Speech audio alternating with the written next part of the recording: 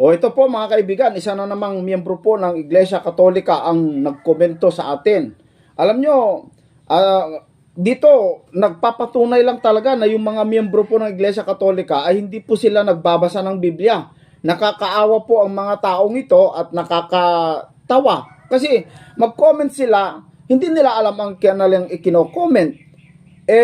Mabulgar tuloy ang kanilang kawalang unawa o kawalang pagkaalam sa mga talata ng Biblia. Ito po'y galing sa ating kaibigan na si Gerald Bienes. Ganito ang kanyang komento. Sigurado, mga kaibigan, mga kababayan, matatawa po kayo sa kanyang komento. May patawa-tawa pa siyang emoji mga kaibigan pero yung kanyang komento, nakakahiyang komento. Bakit po? Ganito ang kanyang sinabi. Puro katalata. Wala namang tumututol diyan. Bulaang esel. Sabi niya, para sa kaalaman mo, pakinggan nyo sabi niya, para sa kaalaman mo, ang nagsulat at nagsalin at nagcompile ng Biblia ay Katoliko. At ang Catholic is the mother of the Bible. Kung wala ang Katoliko, wala rin ang Biblia. Tignan mo kaibigan. Ang tapang mong mag-comment ng ganitong klaseng comment, kaibigan na Gerald.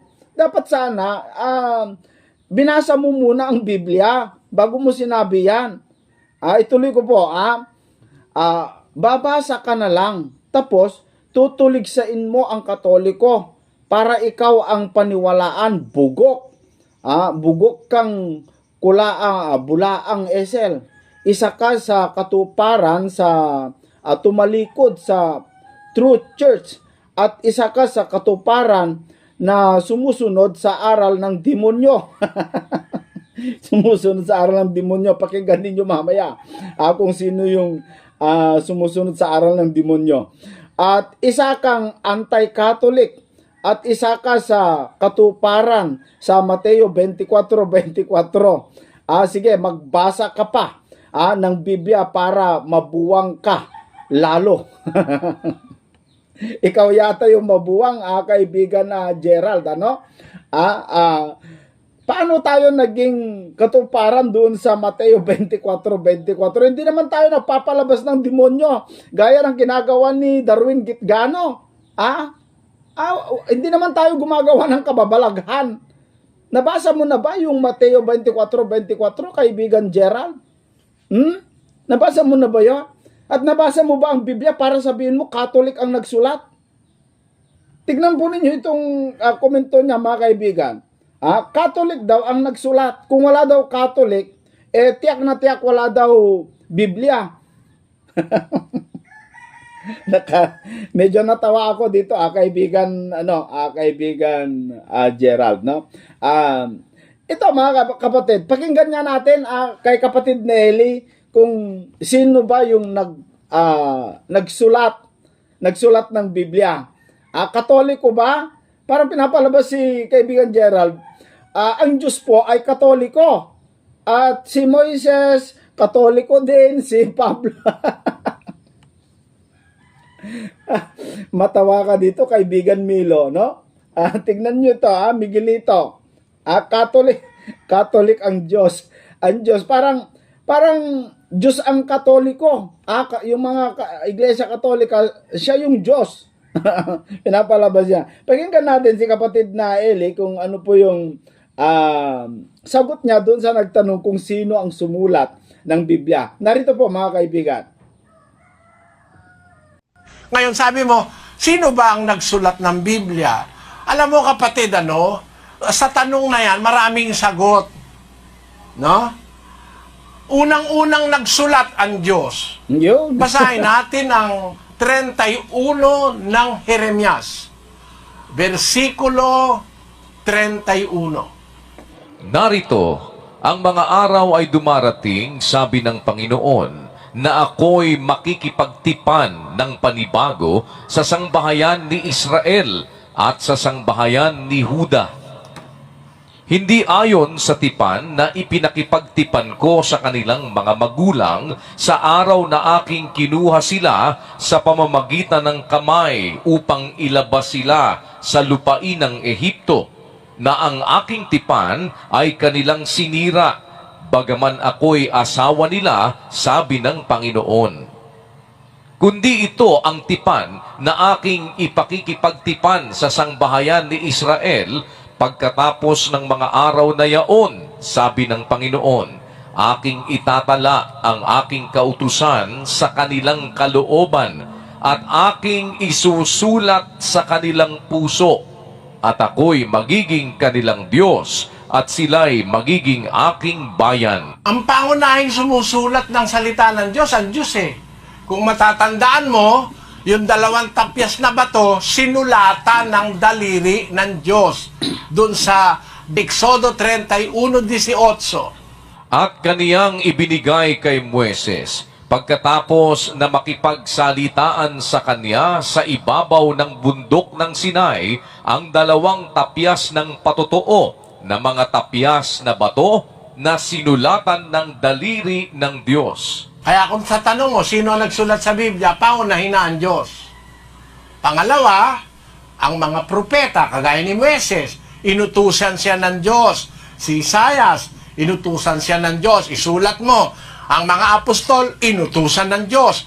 Basahin natin ang unang Korinto 14:37. Kung iniisip nino man na siya'y propeta o ayon sa Espiritu, ay kilalanin niya ang mga bagay na sa inyo'y isinusulat ko na pawang utos ng Panginoon. Mga apostol, inutusang sumulat. Hindi lang basta sila nagsulat, inutusan silang sumulat. Unang Juan 1:3-4. Yaong aming nakita at narinig ay siya rin naming ibinabalita sa inyo, upang kayo naman ay magkaroon ng pakikisama sa amin. Oo, at tayo ay may pakikisama sa Ama at sa Kanyang anak na si Hesukristo. At ang mga bagay na ito ay aming isinusulat upang ang ating kagalakan ay malubos. Sa mga tuwid, nasagot na natin sa Biblia yung pangunahing 2 tanong ng kapatid na Roger. Nakakatiyak ba ako na ang binabasa ko tama sa original Greek? Nakakatiyak ako, kapatid, at pati yung espiritu nararamdaman ko ng Biblia. Sino sumulat sa Biblia? Ang una, ang Panginoon Diyos, tapos mga propeta, tapos mga apostol. O ayan, napakinggan mo yon kaibigan. Kung sino ang sumulat. Ang linaw na nasa Biblia, unang-una ang Diyos. Pangalawa, yung mga propeta. Yung mga apostol. Mga kaibigan. Miski pa nga yung kahuli-huli ang libro ng Biblia na Apokalipsis ay mga apostol pa rin yung apostol pa rin mga kaibigan Walang ambag ng Katoliko rito. Dito sa Revelation kapitulo dito sa kapitulo 1 sa versikulo 11 na nagsasabi, ang iyong nakikita ay isulat mo sa isang aklat at iyong ipadala sa 7 iglesia, sa Efeso at sa Smyrna at sa Pergamo at sa Tiatira at sa Sardis at sa Philadelphia at sa Laodicea. Ang Diyos inutusan pa rin si Juan na magsulat doon sa kahuli-huli ang libro ng Biblia. Wala kayong isinulat, wala kayong ambag. Kaibigan Gerald, para ang kinimpo ninyo na kayo ang sumulat. The mother of Bible is Catholic. Saan mo nabasa yan? Baka sabihin nila, kami kasi yung karugtong ng Panginoong Hesukristo. Kayo ang para kayong kibuloy. Nag-claim ng talata na wala namang batayan, wala namang katibayan, na kayo ang karugtong ng mga apostol. Unang-una mga kaibigan, hindi karugtong ang Katoliko ang mga apostol. Bakit?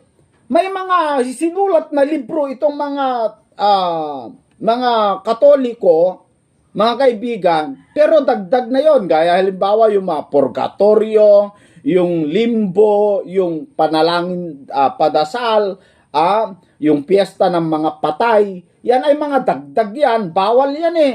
Yan ang mga sinulat po ninyo. Kaya nga yan ang mga tinuturo nyo sa tao eh. Hindi naman Biblia tinuturo nyo eh. Yung mga sinulat po ninyo dagdag eh.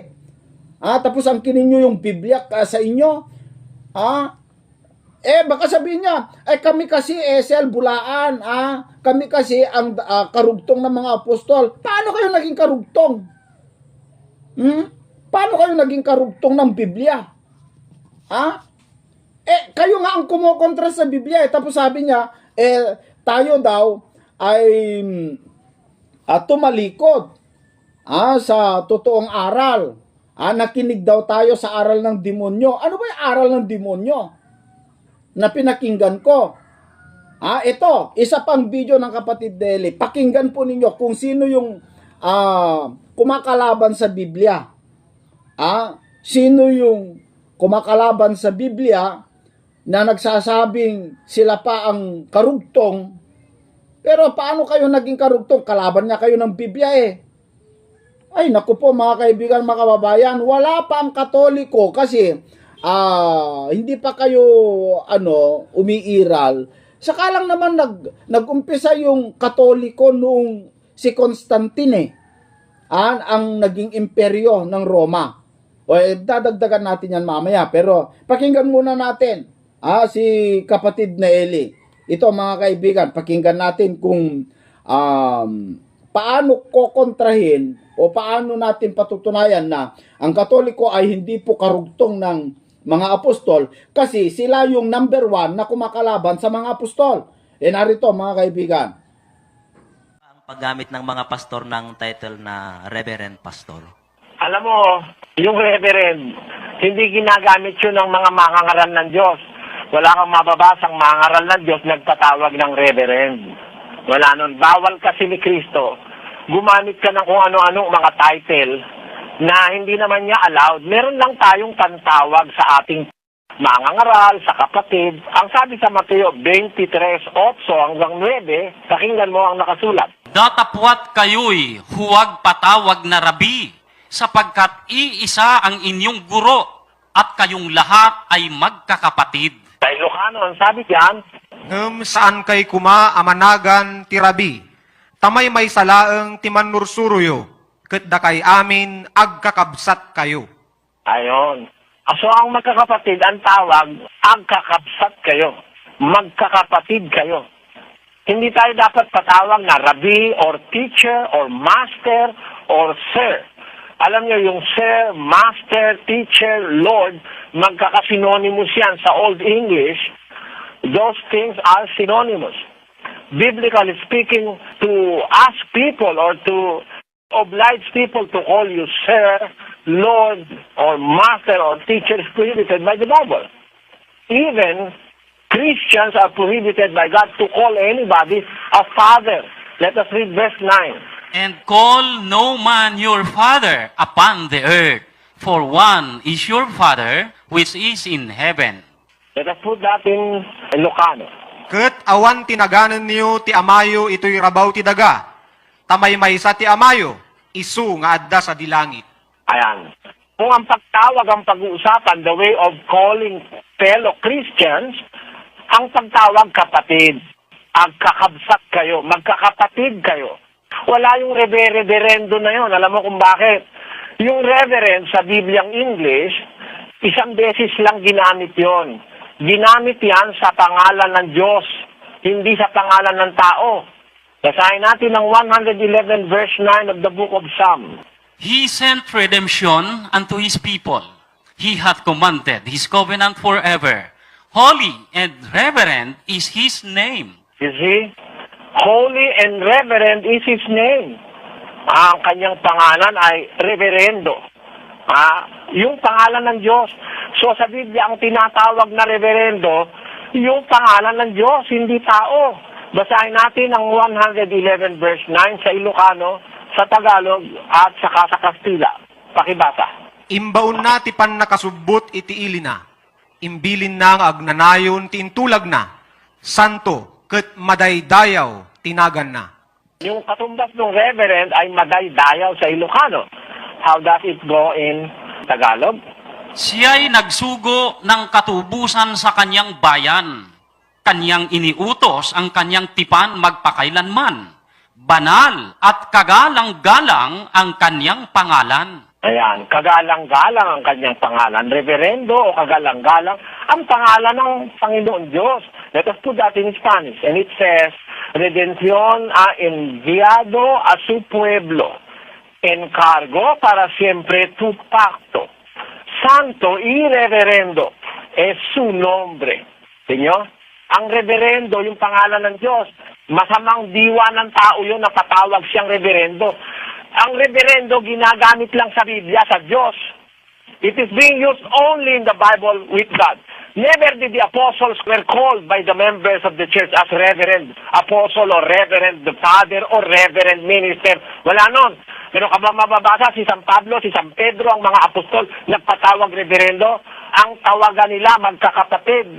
Ikalawang Pedro 3, versikulo 15. Pakinggan nyo. At inyong ariin na ang pagpapahinuhod ng ating Panginoon ay pagliligtas. Nagaya rin naman ni Pablo na ating minamahal na kapatid na ayon sa karunungang ibinigay sa kanya ay sinulatan kayo. Ano ang tawag ni San Pedro kay San Pablo? Hindi ba kapatid? Hindi reverendo. Miski yung mga taong sumasampalataya, ang tawag nila mga kapatid. Pakinggan nyo sa Gawa 2:36. Pakatalastasin nga ng buong angkan ni Israel na ginawa ng Diyos na Panginoon at Kristo itong si Jesus na inyong ipinako sa krus. Nang marinig nga nila ito, ay nangasaktan ng kanilang puso at sinabi kay Pedro at sa ibang mga apostol, mga kapatid, anong gagawin namin? Basahin natin sa Ilocano yan. Amom nga rod nga awan dua-dua ti amin na balay ti Israel. Aday to'y Jesus nga inlansayo iti krus. Inaramid ti Dios nga apo ken Kristo. Ket idi manggagdaday toy napaladingitan ti puso da. Ket kinudada kada Pedro ken kadagiti daddu mga apostol, lalaki a kakabsat. Anya ti aramiden me. Ayon, kakabsat. Hindi reverendo. Yan. So, ang tawag ng mga unang Kristiyano sa kanilang sarili, magkakapatid sila. Kaya kami, hindi kami nagpapatawag reverendo. Ang paggamit ng mga pastor ng O ayan, napakinggan mo yon, kaibigan. Napakinggan mo ba yon na kung sino yung kumokontra doon po sa salita ng Diyos? Kayo na nag-claim na karugtong ng mga apostol, kayo ang numero 1 na kumokontra, kumakalaban sa mga nakasulat sa Biblia. Pati pangalan ng Diyos, inangkin nyo. Hindi lamang po yung kanyang isinulat na Biblia, ang inangkin nyo, pati yung pangalan niya, inagaw nyo. Yung kanyang mga kautusan, nilabag po ninyo. Huwag kang patawag na father. Kinuha nyo na lahat. Reverend Father. Most Holy Father. Saan mo na kinokontra mo, tapos inaangkin mo? Sobrang kalapastanganan, kasuklam-suklam ang ano po ninyo. Mga Katoliko. Tapos sabihin ng ating kaibigan, tayo daw ay bulaan, isa daw tayo sa katuparan doon sa Mateo 24:24. Sino ba gumagawa ng mga kababalaghan? Di ba kayo? Maraming kababalaghan ginagawa po ninyo Mga balita napakaraming mga balita ang kababalaghan na mga kaibigan yung mga, mahirap lang kasi mga kapatid no? Dapat sana binasa mo muna, hindi Katoliko nagsulat, ang Diyos, ang mga apostol. At kung ang katwiran mo ay kami naman ang karugtong ng mga apostol, kamo, mali ka dyan. Hindi po kayo ang karugtong ng mga apostol. Bakit? Kayo ang kontra doon sa aral ng mga apostol. Kayo ang lumalaban. Kayo ang mga pari pa nga nagpapako kay Kristo Yung mga pare, yung mga parisyo, sila yung karugtong po ninyo. Yun po yung mga karugtong po ninyo. Tinawag ni Kristo na ulupong. Anak ng mga ulupong. O tingnan po ninyo yung kapilya po ninyo yung sa Vatican. Ano yung nandun sa loob? Mga kaibigan, dun sa Vatican. Yung architecture design doon sa loob. O anong itsura? Di ba hugis ahas yan? Sino ba tinawag ni Kristo na anak ng mga ulupong? Yung mga Pariseyo. O sino anak ng mga Pariseyo? Di ba maliwanag? Tapos angkinin po ninyo yung pangalan ng Diyos, yung iglesia ng Diyos, inangkin, lahat na lang inangkin ninyo, claim po ninyo wala kayong pinagkaiba kila Kibuloy mga kababayan, nako, ang tapang niya nagsalita, tapos, Catholic daw ang mother of Bible. Paano naging mother ng Biblia ang Katoliko? Samantalang si, Constantine, doon lang nag-umpisa yung tawag na Catholic Church. Ang tawag sa Biblia, ang iglesia ng Diyos, hindi Catholic. Walang Catholic. Yung palusot po ninyo na sinasabi ninyo na Catholos. Catholos ba yan? Malayo yun. Ang katwiran kasi nila, mga kaibigan, sila daw ang tatag ni Kristo dahil sila yung nakatupad doon sa laganap. Dahil sila daw ay laganap.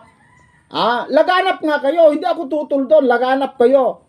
Pero kung titignan mo kung ano ang laganap sa buong daigdig, katarantaduan, kasakiman, kahalayan, ano ang nakalagay sa Guinness World Record, kung sino yung pinakamaraming pinatay, sino yung pinakamaraming inabuso, ni-rape, sino, anong iglesia yon? Sila yung laganap, talagang laganap kayo.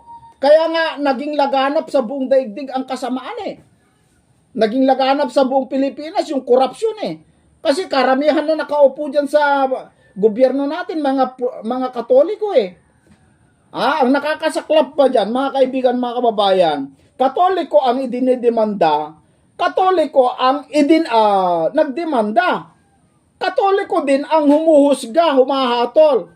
Kung sino yung may pera na sumusuhol doon sa humahatol, siya yung kakampihan, yung tarantado. Meron ba magkakapatid na ganon? Nako, kaibigan, magising ka sana, yung tug mo na lang yung ulo mo dyan sa pader. Pinagsabihan tayo, bugok. Di bugok ka rin. Tapos, sabi niya, tayo daw ay sumusunod sa aral ng demonyo. Ano ba aral ng demonyo?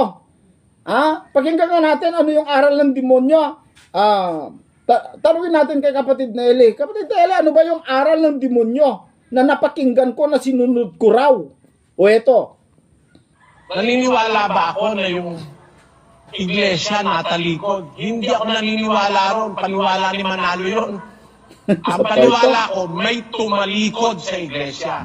Na yung tumalikod na yon, yung mga naging leader nung isang panibagong iglesia umiral na yun na nga ang Katoliko. 4:1 hanggang 3 ng unang Timoteo.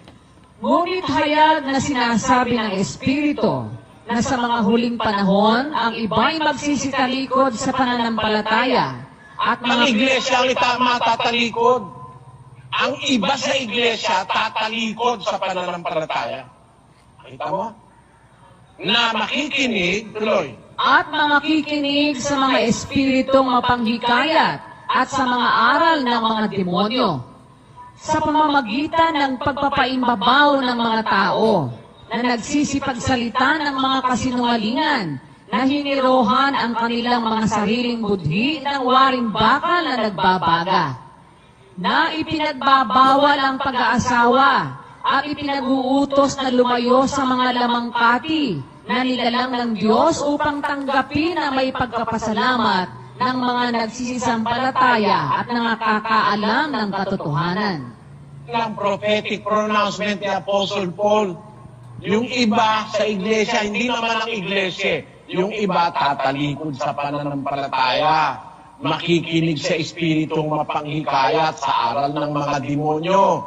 Ang palatandaan nila, magpapaimbabaw sila, magpapakunwaring banal sa pamamagitan ng wika ng pagpapaimbabaw ng mga tao na nagsasalita ng kasinungalingan, na ang budhi hinirohan na ng bakal na nagbabaga. Anong palatandaan? Pagbabawal ng pag-aasawa. Matinding kabanalan yun. Ano? Sa panahon na ang tao nag-uumigting sa pag-aasawa nung panahon ng mga apostol. Ang tao noon ay mahilig sa pag-aasawa, parang nung panahon ni Noe, parang nung panahon ni Lot. Ang tao ay nag-aasawa, pinag-aasawa. Nakasulat yan sa 17:24. Oh, yan, mga kaibigan, maliwanag, no? Mga clips lang kasi itong mga video na pinapalabas natin kay kapatid Nelly. Pero maliwanag naman po, totoo naman sino yung tumalikod? Na sinasabi doon po sa binasa ng kapatid Nelly sa libro po ng unang Timoteo, kapitulo 4 sa versikulo 1 hanggang 3. Yung mga tao daw na tumalikod, nakinig sa aral ng mga demonyo. Ano ba yung aral ng mga demonyo? Diba? Yun na ang mga aral po ninyo, mga Katoliko, na ipinagbabawal ang lamangkati. May aral kasi yan ng mga mga Iglesia Katolika yung pinagbabawal yung kumain ng lamangkati sa araw ng Semana Santa. Kapag Semana Santa, bawal daw kumain ng lamangkati. Meron pa yung bawal ang mag-asawa ng mga pare. Di ba? Aral nyo yan. Aral ng mga Katoliko yan Pero pwede ang mangalon niya. Bawal lang makipag-asawa, pero pwede mangalon niya. Kasi, marami, hindi naman ito paninira, mga kaibigan, maraming balita na ganyan. At talagang totoo. Maraming napatunayan. May mga balibalita pa na may anak daw si Pope Alexander VI.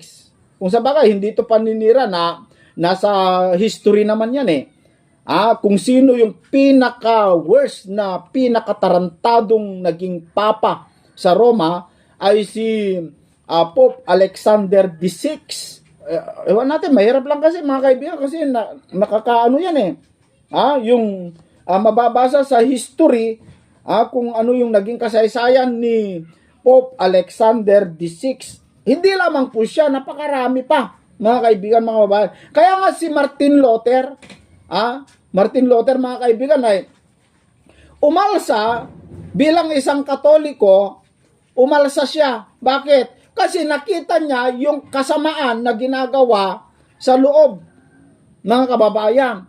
Umalis. Pinapalabas naman itong mga Iglesia Katolika na nakasala daw kaya umalis.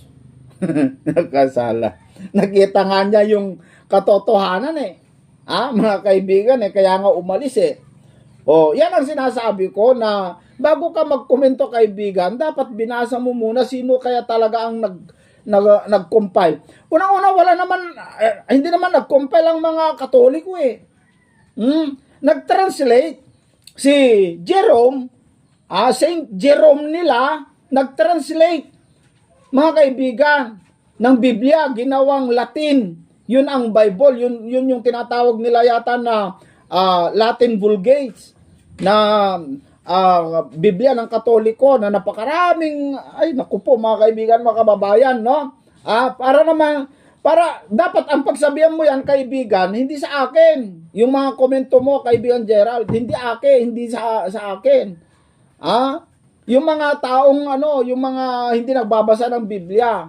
Alam naman natin nabasa naman natin na ang Diyos talaga ang sumulat.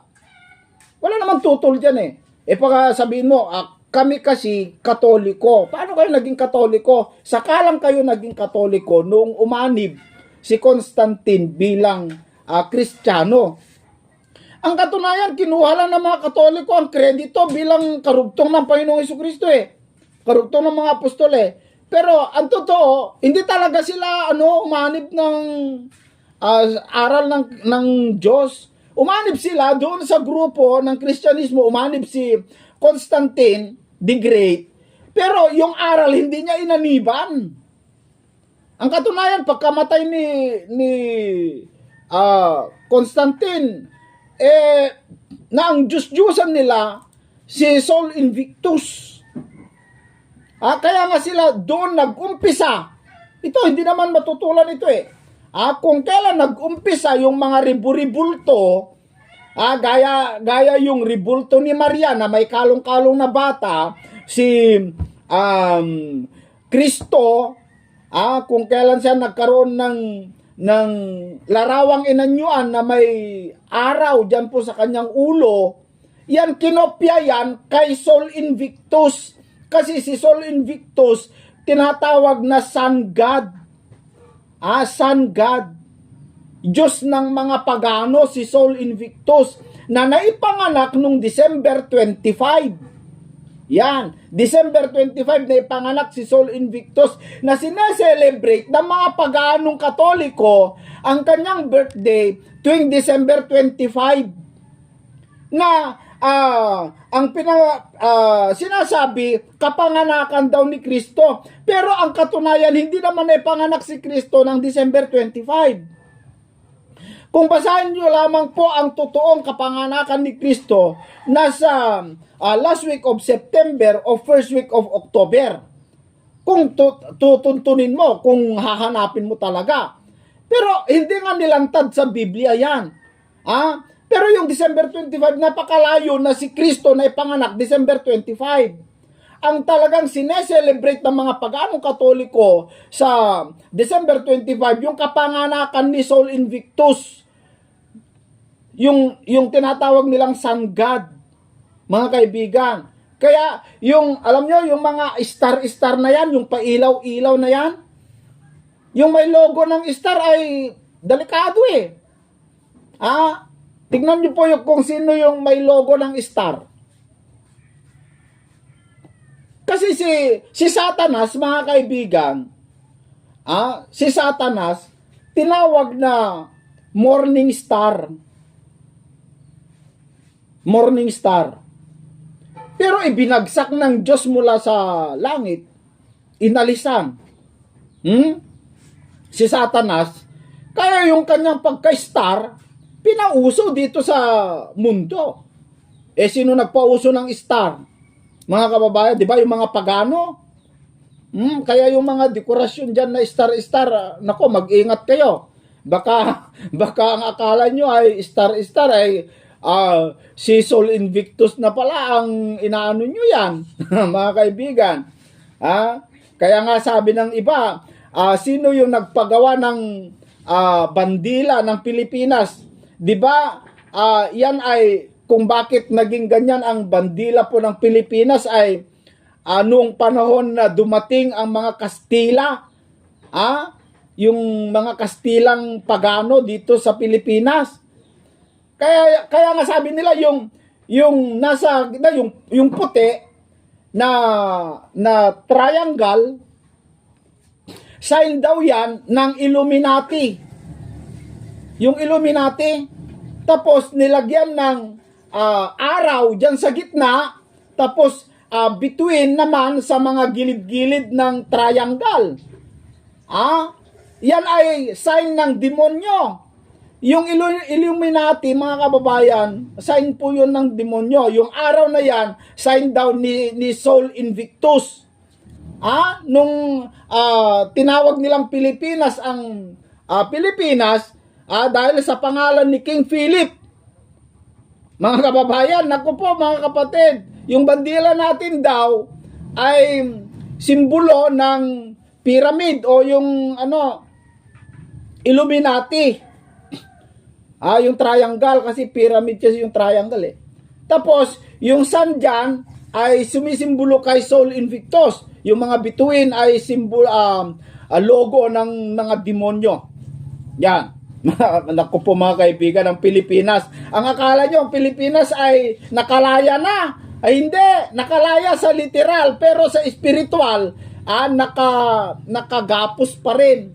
nakabilanggo pa rin. Saan tayo nabilanggo? Saan tayo binilanggo ng mga demonyong pagano? Ng mga Kastila na pumunta rito. Si Magellan at yung daladala niya mga paring pagano. Ibinilanggo ang Pilipino sa tradisyon. Ibinilanggo ang Pilipino sa mga aral ng mga pagano. Tradisyon na kasuklam-suklam sa Diyos. Mga kababayan, magising po tayo. Kaya nga pinatay nila si Burgos si Rizal, si Zamora. Sino ba yung isa? Tatlong pari yun at saka si Rizal Bakit nila pinatay? Si Burgos, si Gomez, si Zamora, at saka marami pa hindi lang sila. Bakit nila pinatay? Kasi kumalaban sila sa maling aral ng mga Katoliko, kaya pinatay. Yan ang totoo, mga kababayan at mga kapatid. Naku po, kaibigan, mag-ingat ka sa comment mo. Huwag ka na mag-comment para hindi ka katawa-tawa, kaibigan Gerald, no? Nakakaano naman yung comment mo. Natuwa ako tuloy, mga kababayan. Okay, mga kapatid, maraming salamat. Si kapatid na Miguelito, kumusta ka, kaibigan? Kaibigan Buboy, si San Ignacio po tayo. Si San Ignacio po tayo kasi mga kaibigan, nag-comment kailan na ipanganak ang Panginoong Jesucristo? Disyembre 25. Bakit mo tinitindigan na ipanganak sa December 25? Yung Catholic Encyclopedia po ninyo, ang kapanganakan ni Kristo ay unknown. Paano kayo nagkokontra-kontra? Unknown nga nakalagay sa Catholic Encyclopedia ang kapanganakan ni Kristo, tapos tinitindigan mo ayon kay Hipolito, sinabi ni kaibigan na San Ignacio, napanganak daw, pinapatunayan niya na si Kristo daw ay napanganak sa December 25. Hindi po. Kung mag-aral ka ng Biblia, kapanganakan ni Kristo, kaya nga, pati si Pastor Edwin sa Full of Grace, nagkamali naging bulaan tuloy dahil naniwala na si Kristo babalik noong September 25. Dahil yun talaga, kung tutuntunin mo sa Biblia, pag-aralan mo, ang kapanganakan ni Kristo nasa last week of September o first week ng October. Kaya nga, nung hindi bumalik ang Panginoong Jesucristo, paniwala ni Pastor Edwin, ay September 25, kung maalala po ninyo. Nag-viral yan noon. Hindi pumunta. Kasi yun ang kapanganakan ni Kristo, yung Feast of the Trumpet, dyan po sa Israel. Ngayon, hindi pumunta. Kaya inilipat dahil sabi nila, hindi naman talaga September yon, kundi October. Kaya inilipat ulit. Maaring October na naman ang pagbabalik ng Panginoong Jesucristo kasi ang tinutumbok nila yung kapanganakan ni Kristo. Pero hindi natupad. Pero hindi December 25 kapanganakan ni Kristo. Paano na ipanganak si Kristo December 25? Ang layo kung i-compute mo dyan po sa Biblia, mga kababayan. Ang totoong naipanganak sa December 25, si Sol Invictus, yung sun god ng mga paganong Katoliko. Nangunguna dyan na ipinauso ni Emperador Aurelian yata yun nanguna dyan si Constantine na naging Kristiyano. Siya kasi yung nagpasok ng paganismo doon sa loob ng iglesia kasi nagkunwari siyang na-convert bilang Kristiyano. Di pumasok ngayon itong mga kasama niyang mga paganismo. Mga kaibigan, mga kababayan, yung kredito bilang karugtong ng Panginoong Jesucristo, inagaw nila. Pero yung aral ng iglesia ng Diyos sa Biblia, hindi nila sinunod. Hindi nila umanib doon. Yung aral ng paganismo ang ipinasok. Kaya nga sinasabi ng mga scholar na talikod ang iglesia dahil doon Pero ang katunayan, inagaw lamang po yung kredito bilang karugtong. Kaya nga makapal ang pagbumukha ng mga depensor ng Katoliko na sila yung karugtong dahil kung sa history mo kasi talaga, babasahin, totoo, naging karugtong sila. Pero yung aral, hindi sila yung karugtong ng aral. Yung tunay na aral. Pumasok si Constantine sa iglesia ng Diyos, pero ang ipinasok na aral, yung aral ng mga pagano, kaya nga dyan nagsimula, yung kung paano nagsimula yung mga ribu-ribulto na yan, nung pumasok si Constantine, mga kaibigan. Yan, tama na muna, mga kapatid. Maraming salamat po sa inyong lahat, mga kaibigan, dito sa ating programa.